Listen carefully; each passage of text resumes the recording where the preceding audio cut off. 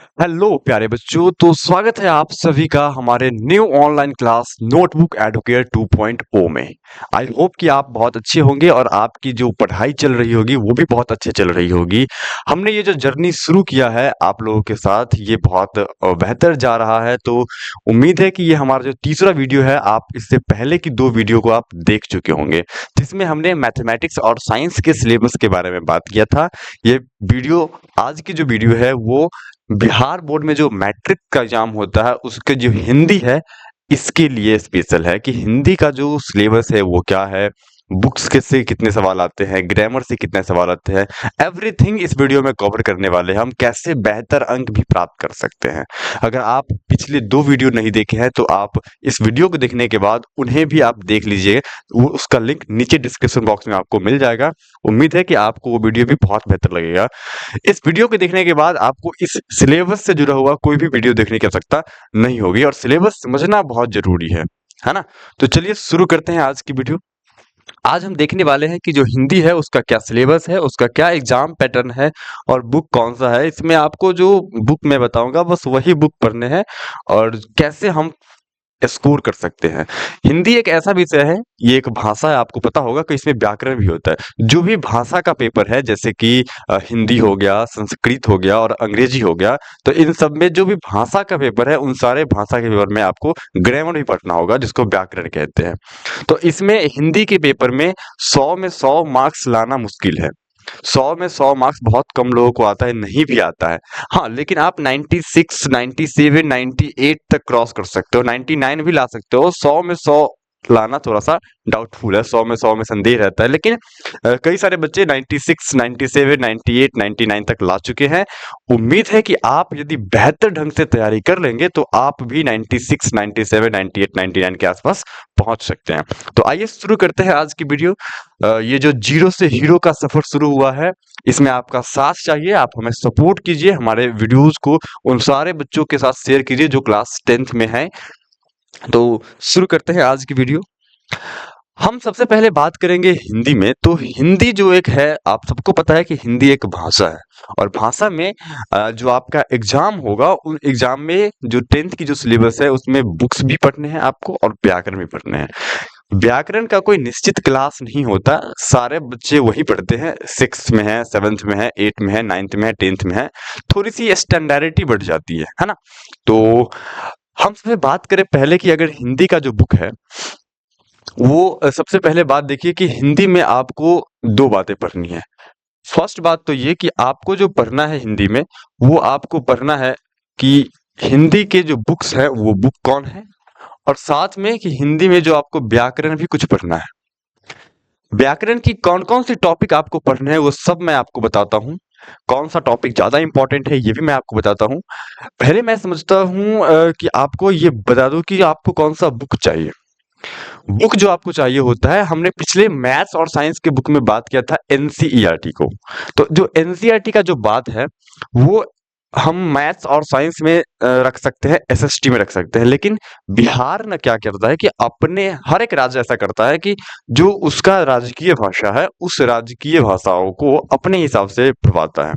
तो हमारे पास जो शिक्षा में जो हमारी जो भाषा लाई गई है, वो जो हिंदी की जो बुक है वो बिहार जो पब्लिकेशन है उसके द्वारा है। मतलब बिहार बोर्ड का अपना एक पब्लिकेशन है। जैसे देखिए लिखा हुआ है Bihar state BSTBPC, Bihar state text book publishing corporation limited, इसके द्वारा ये बुक पब्लिश की गई है।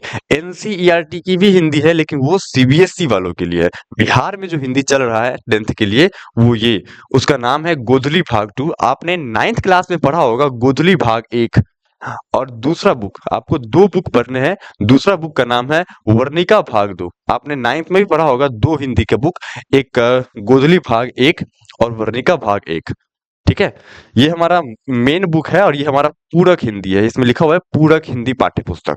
आई होप कि आप इतना समझ गए होंगे कि आपको जो हिंदी पढ़ना है बुक, उसमें दो बुक पढ़ना है, एक गोधुली भाग 2 और एक वर्णिका भाग 2। दोनों बुक इंपॉर्टेंट है, दोनों बुक से सवाल आते हैं तो आपको दोनों बुक पढ़ने होंगे। उम्मीद है कि आप इतना समझ गए होंगे कि जो हिंदी है इसमें हमारे दो सेक्शन है, एक बुक का सेक्शन और एक ग्रामर का सेक्शन। बुक में आपको दो बुक पढ़ना है, गोधुली भाग 2 और वर्णिका भाग 2। जो बुक है वो एनसीईआरटी का नहीं है, वो बिहार का स्पेशल बुक है, बिहार सरकार स्पेशल बुक बनवा रही है। तो अब हम आगे बात करते हैं कि जो सिलेबस है उसमें जो बुक हमें पढ़ने हैं, उस बुक में कौन से बुक के कितने चैप्टर्स हैं, तो इन सब चीजों के बारे में अभी जान रहे हैं। फिलहाल देखिए बातों को। सबसे पहली बात कि जो हमें बुक पढ़ना है, तो बुक नंबर जो 1 है, फर्स्ट बुक जो है, उसका नाम क्या है? गोधुली भाग 2। ठीक है, भाग 2 10वां के लिए उपयोग किया जाता है, 10th के लिए उपयोग किया जाता है, भाग 1 9th के लिए उपयोग किया जाता है।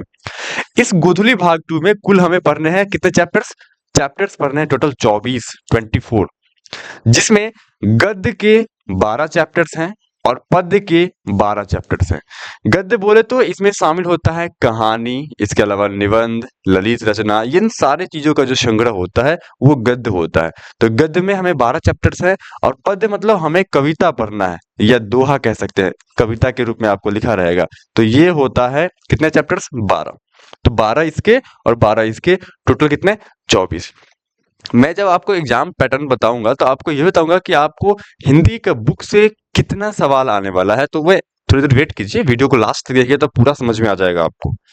बुक नंबर 1 की बातें आपको समझ में आ गई होंगी कि जो बुक है उसमें 24 चैप्टर हैं, 12 कहानी वाले सेक्शन के और 12 कविता वाला सेक्शन के। ध्यान रखिएगा इसमें केवल कहानी नहीं, कहानी तो केवल 3 ही चैप्टर्स है, उसमें निबंध, ललित रचना ये सब शामिल है।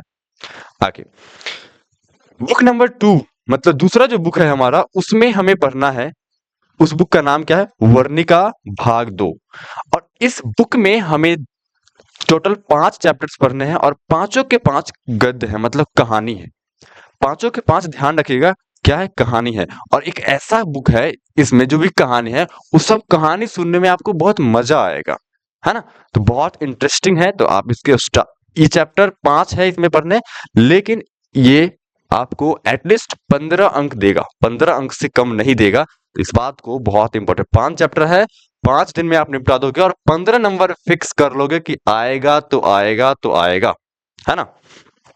चलिए बुक आप समझ गए होंगे कि हमें जो टोटल चैप्टर्स हैं वो कितने पढ़ने हो जाएंगे। द टोटल चैप्टर्स हमें हो जाएंगे 29, 24 इसके और 5 इसके, और ये सारे चैप्टर्स आपको पढ़ाए जाएंगे एक बार एक करके। आइए अब बात करते हैं हम जो हमारा हिंदी व्याकरण है, जो हिंदी व्याकरण है उस हिंदी व्याकरण के बारे में कि उसका क्या सिलेबस है, कौन कौन से टॉपिक आपको पढ़ने हैं और कौन कौन से टॉपिक ज्यादा इंपॉर्टेंट है। ठीक है, चलिए शुरू करते हैं। जो हिंदी व्याकरण है, उस हिंदी व्याकरण में हमें मुख्य रूप से पढ़ना है, पहला टॉपिक है हमारा वर्ण, जिसको हम वर्ण विचार के नाम से जानते हैं, वर्ण। उसके बाद हमें पढ़ना है शब्द, उसके बाद पढ़ना है संज्ञा, उसके बाद लिंग, वचन, कारक। ये हमने टॉपिक लिखा है, जरूरी नहीं कि इसी ऑर्डर में पढ़ा जाए, हमने वो टॉपिक बताया है जो आपको पढ़ना है। ठीक है, वर्ण, शब्द, संज्ञा, लिंग, वचन, कारक। उसके बाद आपको पढ़ना है सर्वनाम, विशेषण, क्रिया, काल, उपसर्ग, प्रत्यय, संधि, समास, वाच्य, वाक्य विचार, वाक्य के प्रकार के बारे में, अलंकार और कुछ स्पेशल चिन्ह के बारे में, है ना, कि फुल स्टॉप कहाँ पे लगता है, इन सब चीज, इन चिन्हों के बारे में आपको पढ़ना है। ये हो गया ऐसा टॉपिक जो आपको बिना मतलब पढ़ने के अलावा समझना भी चाहिए, कंसेप्ट क्लियर रहेगा तो आपसे सवाल नहीं छूटेंगे। इसमें बहुत सारे ऐसे, जैसे समास, समास से कम 2 सवाल आएगा, कम से कम 2 सवाल आएगा, वाक्य से कम 2 सवाल आएगा, है ना, चिन्ह से कम 1 सवाल आएगा, कम से कम की बात करें उससे ज्यादा भी आ सकता है। वर्ण सबसे इंपॉर्टेंट है आपके लिए, सर्वनाम इंपॉर्टेंट है आपके लिए, शब्द से सवाल आएगा जिसमें तत्सम तद्भव पहचाना जब पूछा जाता है, सारे टॉपिक से सवाल आते हैं। लेकिन ये जिसमें मैंने स्टार मार्क किया है वो आपके लिए बहुत इंपॉर्टेंट है, कि ये पढ़ना बहुत जरूरी है। और इसमें से बहुत सारे टॉपिक आप पहले पढ़ चुके होंगे, आप उनका रिवीजन करते रहिए, जब मैं आपको पढ़ाऊंगा तो आपका दोबारा रिवीजन हो जाएगा, तो आपको बेहतर स्कोर हो जाएगा। तो अब आगे देखते हैं, इसमें और भी बातें हमें, कुछ ऐसे बातें हैं जो आपको रटना पड़ेगा, समझने के बाद रटना ही पड़ेगा। जैसे कि मुहावरे, मुहावरे आपने पढ़ा होगा, जैसे कि 9 2 11 होना, तो मुहावरे जो है वो आपको समझने के बाद रटना ही पड़ेगा। तो मुहावरे आपको पढ़ना पड़ेगा क्योंकि इससे भी सवाल आते हैं। विलोम शब्द आपको पढ़ने पड़ेंगे जिसको हम विपरीतार्थी शब्द भी कहते हैं। पर्यायवाची शब्द आपको पढ़ने पड़ेंगे। पत्र लिखना और निबंध लिखना आप सबको आता है। निबंध लिखना इससे पहले जो आप सीखे होंगे उससे थोड़ा-सा बदलाव है। आप अगर पहले बेहतर सीखे होंगे तो अच्छी बात है, नहीं सीखे होंगे तो आपको एक बार मैं डेमो दिखाऊँगा, तो उसके बाद आपको क्लियर हो जाएगा कि कैसे निबंध लिखना है ना? बचपन में जैसे गाय पे लेख लिखते थे वैसे नहीं लिखना है, थोड़ा-सा बदल गया क्योंकि आप ध्यान रखते हैं कि ये जो है ये बात ये आपको 10 अंक का होता है। 10 अंक का होता है, इस बात को ध्यान रखिएगा। पत्र लेखन जो होता है इसमें ये आपको 5 अंक का होता है। इसमें आप जोड़ लीजिएगा, पत्र लेखन में आपसे आवेदन पत्र भी पूछ सकता है। जो पत्र लेखन कहने का मतलब पत्र जो आवेदन हो या नॉर्मल जो पत्र होता है, जैसे कि आवेदन पत्र हम किसी सरकारी कर्मचारी से अपना कोई काम करवाते हैं तो लिखते हैं, या स्कूल वगैरह से छुट्टी वगैरह लेना हो तो। पत्र लिखना, पत्र नॉर्मली अपने दोस्त रिश्तेदारों के पास लिखा जाता है या फिर परिवार वालों के पास। या फिर आपसे इसमें एक और बात पूछ सकता है, आपसे संवाद भी पूछ सकता है, तो इस बात का भी ध्यान रखिएगा, आपसे संवाद भी आ सकता है।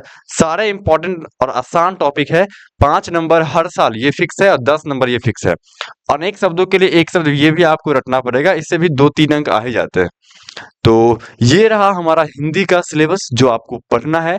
उम्मीद है कि आपको समझ में आ गया होगा। आप इसका स्क्रीनशॉट भी ले सकते हैं, और हालाँकि मैं इसका पीडीएफ अपने टेलीग्राम चैनल पे अपलोड कर दूँगा, जिसका लिंक इस वीडियो के नीचे डिस्क्रिप्शन बॉक्स में लिखा हुआ है। आप वहाँ से क्लिक करके ज्वाइन कर सकते हैं। अब मैं बात कर रहा हूँ कि हिंदी के सिलेबस के बाद कि हिंदी व्याकरण के सिलेबस क्या हो गया। अब मैं बात कर रहा हूँ एग्जाम पैटर्न का। जो हिंदी का एग्जाम पैटर्न है वो कैसा है, इसमें कितने-कितने अंक के सवाल आते हैं, वो सारे इंपॉर्टेंट बातें। तो सबसे पहले अगर बात करें कि ऑब्जेक्टिव का, तो एग्जाम जो पैटर्न है हमारा, जो परीक्षा का जो प्रारूप है, उसमें आपको जो 100 मार्क्स के सवाल, ये आपको ध्यान रखना है कि हिंदी जो होता है आपको वो 100 मार्क्स के आएंगे आपसे। कितने मार्क्स के आएंगे? 100 मार्क्स के आएंगे। तो ध्यान रखिएगा कि ये आएंगे आपको 100 अंक के, है ना? कितने अंक के? 100 अंकों के ये आएंगे, 100 मार्क्स का आएगा, और इन 100 मार्क्स में 50 मार्क्स का जो होगा आपका ऑब्जेक्टिव होगा। कितने अंक का होगा? 50 अंक का। और 50 अंक का क्या होगा आपका? सब्जेक्टिव होगा। लेकिन आपको जो सवाल मिलेगा उन सवालों में आपको 100 ऑब्जेक्टिव मिलेगा। एग्जाम पैटर्न में जो ऑब्जेक्टिव सेक्शन होगा उसमें आपको 100 मिलेगा। आपको उन्हीं मैथमेटिक्स की तरह ही आपको कोई 50 आपको सॉल्व करने हैं। कितनी अच्छी बात है, 100 हिंदी मिल रहा है, 50 आपको बनाने हैं ऑब्जेक्टिव। कोई भी 50 बना सकते हो आप, कोई दिक्कत नहीं। हाँ, इसमें अगर बात करें कि जो बुक है और जो व्याकरण है उससे कितने कितने अंकों के सवाल आएंगे, तो ये थोड़ी सी बात फ्लैक्चुएट करती रहती है। किसी किसी साल 60 व्याकरण से आ जाते हैं और 40 बुक से। किसी किसी साल 50-50 का रेशियो रहता है, किसी साल 52 और उधर 48 का रेशियो रहता है। तो हम एक एवरेज तो अगर देखा जाए तो लगभग 45 के आसपास आपका बुक का सवाल रहेगा, 45 के आसपास, और व्याकरण का आपका 55 के आसपास सवाल रहेगा। ये एक औसतन है, किसी साल 1-2 सवाल आगे पीछे हो सकता है। एक एवरेज तो बात कर रहे हैं, लेकिन 50-50 से पीछे नहीं जाएगा, है ना? तो व्याकरण आपके लिए पढ़ना बहुत जरूरी है, क्योंकि आप व्याकरण पूरा पढ़ लेते हैं तो आपका सारा का सारा ऑब्जेक्टिव वहीं से खेल खत्म। लेकिन अगर बुक नहीं पढ़ते हैं तो फिर सब्जेक्टिव में फंस जाएगा लोचा। इसलिए आपको दोनों पढ़ना है, बैलेंस बना के दोनों पढ़ना है, और फिर धमाल मचा दोगे आप। चलिए, ऑब्जेक्टिव का बात खत्म हो गया होगा। उम्मीद है कि 50 अंक में आपको 50 ऑब्जेक्टिव तो बनाने हैं, लेकिन आपको मिलेंगे 100। बहुत अच्छी बात है आपके लिए। अब बात करें सब्जेक्टिव की, तो सब्जेक्टिव में जो आपको पढ़ने हैं, तो इन सब्जेक्टिव जो 50 अंक का आपका होने वाला है, तो इन 50 अंकों में आपको कैसे कैसे सवाल आएंगे। आपको कुछ लिखा रहेगा, अपठित गद्यांश, मतलब जिसको आपने शायद कभी पहले पढ़ा होगा या नहीं भी पढ़ा होगा, नहीं पढ़ा होता है नॉर्मली, लिखा रहेगा, उसके नीचे उसका सवाल भी लिखा हुआ रहेगा। तो उस गद्यांश को पढ़ना है और उसी से जुड़ा हुआ सवाल नीचे लिखा रहेगा, और वो सवाल आपको बनाने हैं। और ये आते हैं पता है कितने?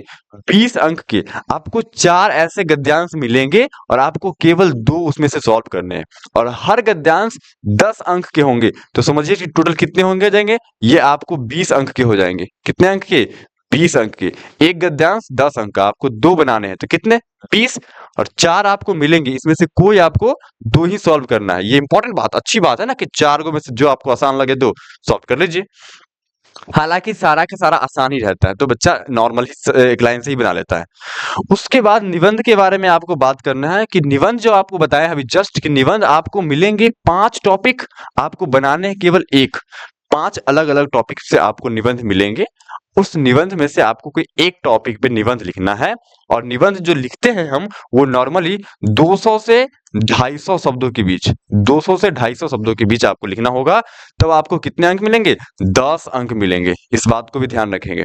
उसके बाद पत्र या संवाद। पत्र में आपको बताया था कि आवेदन पत्र भी आ सकता है। ये सब सारे के सारे आसान होते हैं। संवाद तो बहुत आसान है।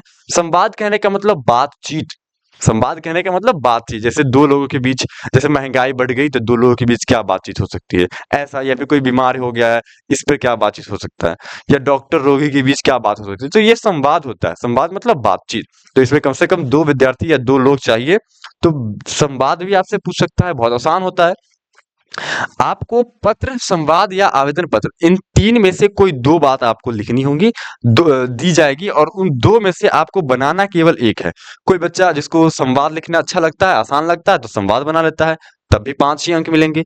पत्र लिखना आसान है, आपको पत्र लिखना अच्छा लगता है, तो पत्र ही लिखेंगे। किसी को आवेदन पत्र अच्छा लगता है, जो उसमें दिया जाएगा उसी के बारे में लिखना है। ऐसा ना कि पत्र दिया ही नहीं गया हो और आप पत्र लिख देंगे, तो ये बुड़बक वाली बात हो जाएगी।